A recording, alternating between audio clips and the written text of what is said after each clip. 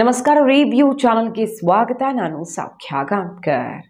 ಮೂಡಾ ಹಗರಣ ಮುಖ್ಯಮಂತ್ರಿಗಳ ಕುತ್ತಿಗೆಗೆ ಬಂದಿರುವ ಮತ್ತು ಸರ್ಕಾರಕ್ಕೆ ಉಸಿರುಗಟ್ಟಿಸ್ತಾ ಇರುವಂತಹ 5,000 ಕೋಟಿ ಬೃಹತ್ ಮೂಡಾ ಹಗರಣಕ್ಕೆ ಸಂಬಂಧಪಟ್ಟಂತೆ ಸ್ಫೋಟಕ ವಿಚಾರವೊಂದು ಈಗ ಹೊರಗಡೆ ಬರ್ತಾ ಇದೆ. ಈ ವಿಷಯವೇ ನಮ್ಮದೇನೂ ತಪ್ಪಿಲ್ಲ, ಕುಟುಂಬದ್ದೇನೂ ತಪ್ಪಿಲ್ಲ, ನಮ್ಮ ಪಾತ್ರ ಇಲ್ಲವೇ ಇಲ್ಲ, ನಮಗೆ ಅನ್ಯಾಯ ಆಗಿತ್ತು, ಈಗ ಸೈಟ್ ಮೂಲಕ ಅದು ಸಿಕ್ಕಿರುವಂತಹ ನ್ಯಾಯ ಯಾರೋ ಎನ್ಕ್ರೋಚ್ ಮಾಡಿ ಬಡಾವಣೆ ಮಾಡ್ಕೊಂಡ್ಬಿಟ್ರೆ ನಮ್ಗೆ ನ್ಯಾಯ ಸಿಕ್ಬಿಡುವ, ಮುಖ್ಯಮಂತ್ರಿ ಅಂದು ಮಾತ್ರಕ್ಕೆ ಬಿಟ್ಟು ಬಿಡಬೇಕಾ ಅನ್ನೋ ಪ್ರಶ್ನೆಯನ್ನು ಹಾಕ್ತಾ ಇದ್ದ ಮುಖ್ಯಮಂತ್ರಿಗಳು ಈಗೇನು ಹೇಳ್ತಾರೆ, ಇದಕ್ಕೇನು ಉತ್ತರ ಕೊಡ್ತಾರೆ? ಇದು ಒಂದು ಅಂಶ ಸಾಕ ಜನಕ್ಕೆ, ಜನಸಾಮಾನ್ಯರಿಗೆ ಬೇರೆ ಏನು ಟೆಕ್ನಿಕಲ್ ಅಲ್ಲಿ ಏನೇನಾಗಿದೆ ಅನ್ನೋದು, ಡಾಕ್ಯುಮೆಂಟ್ಸು ಯಾರ ಹೆಸರಲ್ಲಿತ್ತು, ಸತ್ತಿದ್ದವ್ರ ಹೆಸರಲ್ಲ, ಬದುಕಿದ್ದವ್ರ ಹೆಸರಲ್ಲ, ಇದು ಯಾವುದೂ ಬೇಡ. ಇದೊಂದು ವಿಚಾರ ಎಲ್ಲವನ್ನ ಕ್ಲಿಯರ್ ಆಗಿ ಹೇಳ್ತಾ ಇದೆಯಾ ಮಾಹಿತಿ ಮುಂದೆ ಇಡ್ತಾ ಇದೀವಿ. ಮಿಸ್ ಮಾಡಿದ್ರೆ ನಮ್ಮ ಚಾನಲ್ನ ಸಬ್ಸ್ಕ್ರೈಬ್ ಮಾಡಿ, ನಿಮ್ಮ ಅಭಿಪ್ರಾಯ ಕಮೆಂಟ್ ಮಾಡಿ ತಿಳಿಸಿ. ಎಸ್ ವೀಕ್ಷಕರೇ, ಈಗಾಗಲೇ ಮೂಡಾಗೆ ಸಂಬಂಧಪಟ್ಟಂತೆ ಒಂದಲ್ಲ ಎರಡಲ್ಲ 10 ಗಂಭೀರ ಆರೋಪಗಳು ಸಿಡಿದಿದ್ದಾವೆ. ಒಂದ್ಸಲ ಕ್ವಿಕ್ ಆಗಿ ನೆನಪು ಮಾಡ್ಕೊಳ್ಳೋದಾದ್ರೆ, ಕುಮಾರಸ್ವಾಮಿ ಅವರು ಹೇಳ್ತಾರೆ ಅದು ಸರ್ಕಾರಿ ಜಾಗ ಆಗಿತ್ತು ಅಂತ, ಹಾಗೂ ಸತ್ತವರ ಹೆಸರಲ್ಲಿ ಡಿನೋಟಿಫಿಕೇಶನ್ ಅಂತ.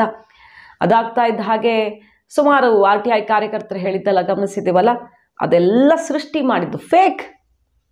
ಪಾರ್ವತಿಯವರ ಹೆಸರಲ್ಲಿ ಜಮೀನೇ ಇಲ್ಲ, ಆನ್ ದಿ ಪೇಪರ್ ಪ್ರತಿಯೊಂದನ್ನು ಕ್ರಿಯೇಟ್ ಮಾಡಲಾಗಿದೆ ಅನ್ನೋ ಆರೋಪ ಕೂಡ ಕೇಳಿಬಂದಿದೆಯಲ್ಲ. ಮೂಲ ಈ ಜಮೀನು ಅಂದರೆ ಪಾರ್ವತಿಯವ್ರಿಗೆ ಬರೋಕ್ಕಿಂತ ಮುಂಚೆ ಅವರ ಸಹೋದರನ ಬಳಿ ಇರುತ್ತೆ, ಅವ್ರಿಗೆ ಮಾರಿದವರು ಅಲ್ಲಿಂದ ಮೂಲ ಯಾವ ಹೆಸರನ್ನು ಕೊಡಲಾಗಿದೆಯೋ ಆತನ ಅಡ್ರೆಸ್ಸೇ ಪತ್ತೆ ಇಲ್ಲ, ಆತ ನಿಜವಾಗಿದ್ದಾನೋ ಇಲ್ವೋ ಅನ್ನೋದ್ರ ಬಗ್ಗೆ ಸುಳಿವು ಸಿಗ್ತಿಲ್ಲ ಅನ್ನೋ ತನಕ ಆರೋಪ ಕೇಳಿಬಂದಿವೆಯಲ್ಲ.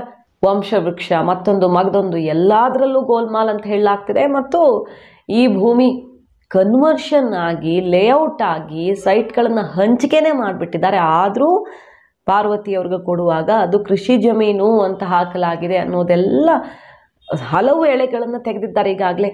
ಇದರ ನಡುವೆ ನೋಡಿ ಈಗ ಗೊತ್ತಾಗ್ತಿರೋದು, ವಿಜಯನಗರ ಬಡಾವಣೆಯಲ್ಲಿ ಅಲ್ವಾ ಕೊಟ್ಟಿರೋದು ಸೈಟನ್ನು, ಅಲ್ಲಿ ಯಾಕೆ ಕೊಟ್ಟರು? ಇವ್ರ ಭೂಮಿ ತಗೊಂಡು ಮಾಡಿರುವಂಥ ಬಡಾವಣೆಯಲ್ಲಿ ಜಾಗ ಇತ್ತಲ್ಲ ಅನ್ನುವಂಥ ದೊಡ್ಡ ಪ್ರಶ್ನೆ ಇದೆಯಲ್ಲ, ಅದಕ್ಕೆ ಉತ್ತರ ಸಿಗ್ತಾ ಇದೆ ಈಗ. CM ಪತ್ನಿ ನೀಡಿದ ಜಾಗದಲ್ಲಿಯೇ, ಅಂದರೆ ಅವರು ಕೊಟ್ಟ ಭೂಮಿಯಲ್ಲಿ, ಅಂದರೆ ಕೊಟ್ಟದ್ದಲ್ಲ ಎನ್ಕ್ರೋಚ್ ಮಾಡ್ಕೊಂಡಿದ್ದಾರೆ ಅಂತ ಹೇಳಿದ್ದಾರಲ್ಲ, ಅವ್ರ ಭೂಮಿಯನ್ನು ಅತಿಕ್ರಮಣ ಮಾಡಿಕೊಂಡು ಏನು ಬಡಾವಣೆ ನಿರ್ಮಿಸಲಾಗಿದೆ, ಆ ಬಡಾವಣೆಯಲ್ಲೇ ಬೇಕಾದಷ್ಟು ಸೈಟ್ಗಳು ಖಾಲಿ ಇದ್ದಾವೆ. ಆ ಬಡಾವಣೆಯಲ್ಲಿ ಅನ್ನೋದನ್ನ ಬಿಟ್ಟಾಕಿ ಪಾರ್ವತಿಯವರ ಜಮೀನು ಅಂತ ಹೇಳಲಾಗ್ತಿದೆಯಲ್ವಾ, ಆ ಜಾಗದಲ್ಲಿ 24,000 ಚದರಡಿ ಭೂಮಿ ಖಾಲಿ ಇದೆ. ಎಷ್ಟು ಸೈಟ್ಗಳು? 18 ಸೈಟ್ಗಳು. ಸಿದ್ದರಾಮಯ್ಯನವರ ಪತ್ನಿ ನೀಡಿರುವ ಭೂಮಿಯಲ್ಲಿಯೇ ಆ ಬಡಾವಣೆಯಲ್ಲಿ 18 ಸೈಟ್ಗಳು ಖಾಲಿ ಇದ್ದಾವೆ ದೇವನೂರು ಬಡಾವಣೆಯಲ್ಲಿ. ಆದರೆ ಆ 18 ಸೈಟ್ ಬಿಟ್ಟು ಹಾಕಿ ಇಡೀ ದೇವನೂರು ಬಡಾವಣೆಯಲ್ಲಿ 565 ಸೈಟ್ ಹಾಗೆ ಬಿದ್ದಿದೆಯಂತೆ. ಈಗ 4,538 ನಿವೇಶನಗಳ ಪೈಕಿ 566 ನಿವೇಶನಗಳು ಖಾಲಿ ಬಿದ್ದಿದ್ದಾವೆ. ಇದು ಯಾವುದೂ ಬೇಡ ಅಂತ ಹೇಳಿ ವಿಜಯನಗರ ಪ್ರತಿಷ್ಠಿತ ಬಡಾವಣೆ, ತುಂಬ ಕಾಸ್ಟ್ಲಿ ಬಡಾವಣೆಯಲ್ಲಿಯೇ ಸೈಟ್ ತಗೊಂಡಿದ್ದು ಹೇಗೆ ಮತ್ತು ಯಾಕೆ? ಪತ್ರ ಬರೆದು ಬದಲಿ ನಿವೇಶನ 50-50 ಅಂತ ಅಲ್ಲಿ ಯಾಕೆ ತಗೊಂಡ್ರು? ಭೂಮಿ ಕೊಟ್ಟಿದ್ದು ಇಲ್ಲಿ, ತಗೊಂಡಿದ್ದು ಅಲ್ಲಿ, ಯಾಕೆ ಅನ್ನೋದೇ ಅಲ್ವಾ ಪ್ರಶ್ನೆ ಇರೋದು. ಸೊ ಇಲ್ಲಿ ಖಾಲಿನೇ ಇರಲಿಲ್ಲ, ಇಲ್ಲೆಲ್ಲ ಹಂಚಿಕೆ ಆಗೋಗಿದೆ ಅಂದರೆ ಅದು ಉತ್ತರ ಆಗ್ತಿತ್ತು, ಅದಕ್ಕೆ ಅಲ್ಲಿ ಕೊಟ್ಟರು ಅಂತ.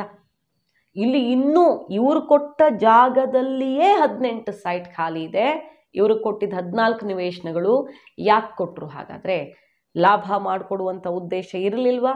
ನಂಬರ್ 1 ಎಲ್ಲ ಫೇಕು ಅಂತ, ಜಮೀನು ಇದ್ದಿದ್ದೇ ಫೇಕು ಅನ್ನೋದು ಮಾಡ್ತಿರೋ ಆರೋಪ. ನಂಬರ್ 2, ಆಯಿತು ಸಿದ್ದರಾಮಯ್ಯನವ್ರು ಹೇಳ್ತಿರೋ ರೀತಿಯಲ್ಲಿ ಭೂಮಿ ತಗೊಂಡಿದ್ದಾರೆ ಅಂತಾನೇ ಅಂದುಕೊಂಡ್ರು, ಅವ್ರು ಹೇಳಿದ ದಾರಿಲೇ ಬಂದರು, ವಿಜಯನಗರ ಬಡಾವಣೆ ಅಲ್ಲ ದೇವನೂರು ಬಡಾವಣೆಯಲ್ಲೇ ಕೊಡಬೇಕಿತ್ತು, ಸೈಟ್ ಖಾಲಿ ಬಿದ್ದಿರೋವಾಗ ಅಲ್ಲಿ. ಹಾಗಾಗಿ ಈಗ ಮುಖ್ಯಮಂತ್ರಿಗಳು ಈ ವಿಚಾರದಲ್ಲಿಯೇ ಲಾಕ್ ಆಗ್ತಾರ. ಈಗ ತನಿಖೆ ಕೊಟ್ಟಿದ್ದಾರೆ, ರಾತ್ರೋರಾತ್ರಿ ನಿವೃತ್ತ ನ್ಯಾಯಮೂರ್ತಿಗಳ ತನಿಖೆಗೆ ಆದೇಶ, ಸೆಷನ್ ಬೇರೆ ಶುರುವಾಗ್ತಿರೋದ್ರಿಂದ ಪ್ರತಿಪಕ್ಷಗಳಿಗೆ ಅಸ್ತ್ರ ಆಗಬಾರ್ದು ಅಂತ ಏನೇನು ಟೈಟ್ ಮಾಡಬೇಕೋ ಮಾಡೋ ಥರ ಕಾಣಿಸ್ತಿದೆ. ಆದರೆ ಒಂದು ಕಡೆ BJP ಹೈಕಮಾಂಡ್ ಬೇರೆ ಮುಖ್ಯಮಂತ್ರಿಗಳ ರಾಜೀನಾಮೆ ತಗೊಳ್ಳೋ ತನಕ ಬಿಡಬಾರ್ದು ಈ ಕೇಸಲ್ಲಿ, ಅಷ್ಟು ನೇರವಾಗಿ ಕಾಣಿಸ್ತಾ ಇದೆ ಅಂತ ಪಟ್ಟು ಹಿಡಿದು ಕೂತಿರುವಾಗ ಈ ಎಲ್ಲ ವಿಚಾರಗಳು ಸಂಕಷ್ಟ ತರಲಿವೆಯಾ ಅಥವಾ ಅದಕ್ಕೂ ಉತ್ತರ ಇದೆಯಾ ಸಿದ್ದರಾಮಯ್ಯನವರ ಬಳಿ? ಕಾದು ನೋಡಬೇಕು. ಮಾಹಿತಿ ನಿಮ್ಗೆ ಇಷ್ಟ ಆಗಿದ್ರೆ ಮಿಸ್ ಮಾಡಿದ್ರೆ ನಮ್ಮ ಚಾನಲ್ನ ಸಬ್ಸ್ಕ್ರೈಬ್ ಮಾಡಿ, ನಿಮ್ಮ ಅಭಿಪ್ರಾಯ ಕಮೆಂಟ್ ಮಾಡಿ ತಿಳಿಸಿ. Thank you.